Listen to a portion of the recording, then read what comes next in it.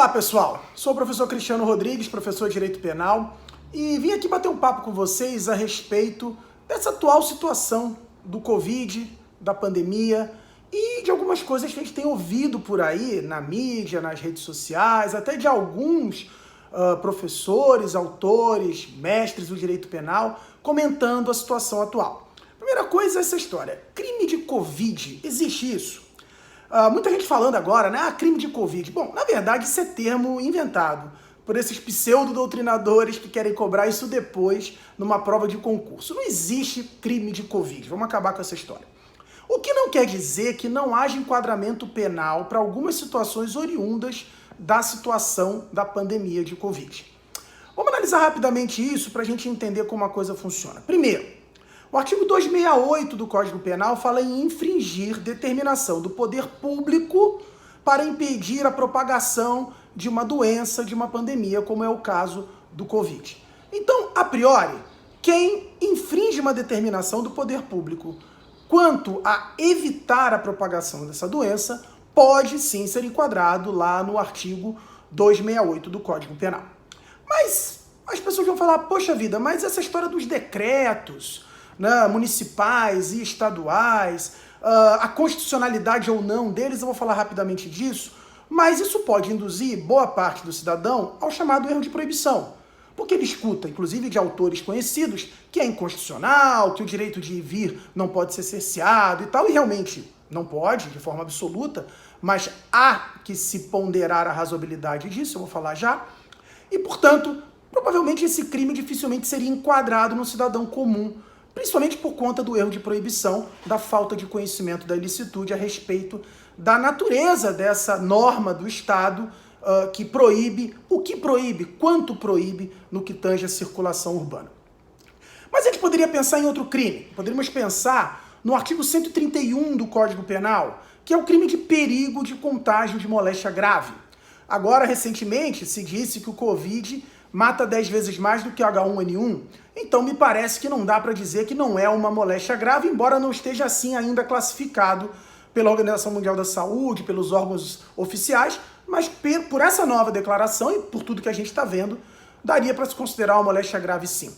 O problema é que esse é um crime de perigo concreto e que pressupõe o dolo específico de transmissão, porque a pessoa precisa saber estar contaminada e praticar um ato com esse fim de transmitir a doença. O que normalmente não é o caso de quem está infectado, não sabe que está infectado e vai para a rua fazer alguma coisa. Então, esse crime pode ser enquadrado, por exemplo, o caso daquele empresário que testou positivo e mesmo assim foi para uma aglomeração, para uma festa e quis ir lá e agiu com um dolo de transmissão de uma moléstia que sabia estar contaminado. Fora isso, o artigo 132, que alguns autores estão falando também, isso não é uma bobagem, é um crime de perigo também concreto, a pessoa precisa saber que está contaminada, mas é um crime subsidiário. E, obviamente, nesse viés dos crimes de perigo, prevalece pela regra da especialidade, se você for capitular, o 131, que é bem mais específico. Agora, por outro lado, as pessoas estão falando o seguinte, poxa, o meu direito de ir e vir não pode ser cerceado, porque é um direito fundamental, e ele é. É óbvio que esses decretos estaduais e municipais, eles não visam proibir que a pessoa ande na rua. Isso é uma interpretação absolutamente irracional, inclusive do que está escrito nos decretos. Porque o Estado não vai impedir que você vá a uma farmácia, à padaria, ao mercado, que você circule para situações essenciais para a sua vida, inclusive porque o seu direito à vida também está intercalado com isso. Você não pode ficar trancado absolutamente em casa. O que os decretos visam é impedir as aglomerações, que você vá à praia, que você esteja num restaurante com um monte de gente, caso o restaurante estivesse aberto, que você fique na porta da sua rua lá com um bando de amigos jogando dominó, todo mundo reunido e por aí vai. E quanto a isso, tomem cuidado, porque o direito à vida, que é o mais importante de todos os direitos fundamentais, precisa ser ponderado junto com os outros direitos fundamentais. Portanto, o direito de ir e vir, que é um direito individual, e o direito à saúde pública, que é um direito coletivo e também de natureza fundamental. E nesse prisma, não me parece ter nenhum problema em restringir certas condutas ligadas ao direito de ir e vir, como essas reuniões, como aglomerações como em praças, em praia, etc., para preservar o direito coletivo, que é o direito à saúde, que está diretamente relacionado com o direito à vida. Então, tudo bem, vamos ter que esperar para ver a declaração de inconstitucionalidade ou não desses decretos. Enquanto eles não forem declarados inconstitucionais, não adianta sair dizendo por aí, isso é inconstitucional porque o direito de ir e vir ele é absoluto. Não é. O direito de ir e vir não é absoluto, principalmente quando ele está relacionado ao direito coletivo dentro da razoabilidade do que o decreto prevê. Obviamente, a evitação aí dessas aglomerações e não proibir você de sair para ir na farmácia ou ir no mercado quando você precisa para a sua própria subsistência, para a sua vida, para a sua família. Por fim, as pessoas perguntam, mas o policial pode me prender se eu estiver andando pela rua? A princípio, não. O policial não vai te prender se você estiver andando pela rua, até porque não existe o tal do crime de Covid, que muita gente andou falando por aí. O que acontece é que o policial, ele tem, ou policial, ou guarda municipal, ou agente público, como obrigação funcional, cumprir o decreto estadual e municipal que determina a evitação dessas aglomerações. E aí, quando ele percebe pessoas andando pela praia, pessoas numa praça, pessoas começando a formar em locais públicos aglomerações, ou potenciais aglomerações, porque na hora que um vai, daqui a pouco vão 2, 3, 4, 5, ele tem que te informar, olha, existe um decreto que proíbe a circulação nessas áreas públicas, salvo em situações de necessidade, como eu falei aqui, e, portanto, você tem que ir para casa. Quando ele faz isso, ele cumpre o seu dever funcional. E nesse caso, se o cidadão se opõe, porque aí ele está sendo informado, não existe mais o erro de proibição, não existe mais o problema do artigo 268, como eu falei há pouco.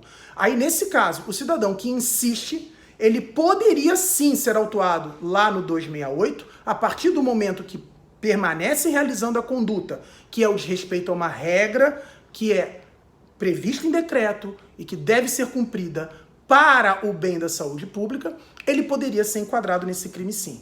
E mais, poderia entrar no crime de desobediência, porque aquela ordem legal do funcionário público para que ele não forme aglomerações, para que ele não esteja em locais públicos que sejam potenciais de aglomeração, como por exemplo uma praia ou uma praça, como eu falei para vocês, nesse caso, ele, ao desobedecer a ordem do funcionário para que vá para casa, para que não fique ali, ou para que a aglomeração seja desfeita, ele pode incidir no crime de desobediência do artigo 330. Isso não tem nada a ver com Covid, tem a ver com desobediência a uma ordem legal de um funcionário público que cumpre a sua função ao determinar aquilo que o decreto estadual ou municipal lhe atribuiu como função pública naquele momento. Então, poderia sim haver o crime de desobediência, caso a pessoa se opusesse a essa ordem legal do funcionário público, de acordo com o que está expresso nos decretos. Por fim, tem que lembrar que o agente público, claro, tem que ter razoabilidade, tem que ter o equilíbrio para não incidir no abuso de autoridade, isso é claríssimo. Mais uma vez, não se pode impedir o cidadão de andar na rua, simplesmente, se ele está indo a algum local, se ele está sozinho, se ele está se movimentando, se ele não está aglomerando, porque isso é algo que ele precisa por necessidade, então não há como, nenhum decreto inclusive determina isso. E mais acima de tudo, lembrem-se que o agente público, o policial ou o guarda municipal, que simplesmente falaram assim, vou deixar o cara aí na praia, que tem só 4 pessoas, daqui a pouco vão ter só 8, ou deixa ele caminhar, não vou me indispor, ele pode incidir no crime de prevaricação, lá do artigo 319, que por razões pessoais, ele deixa de cumprir a sua função pública determinada pelo Estado. Enfim, precisamos olhar para essa situação sobre um prisma muito mais técnico do que o que está sendo feito e ter muita calma ao ponderar os direitos fundamentais individuais e coletivos e o enquadramento dentro do Código Penal de certas condutas nesse momento absolutamente extraordinário e diferente que nós estamos passando. Valeu, gente. Forte abraço aí. Espero ter ajudado no esclarecimento dos fatos. A gente se vê. Valeu! E quem quiser me siga lá no Instagram, @Prof. Cristiano Rodrigues. Claro, quiser fazer pergunta, interagir, perguntar, debater o assunto, eu estou sempre à disposição no Instagram, @Prof. Cristiano Rodrigues. Valeu!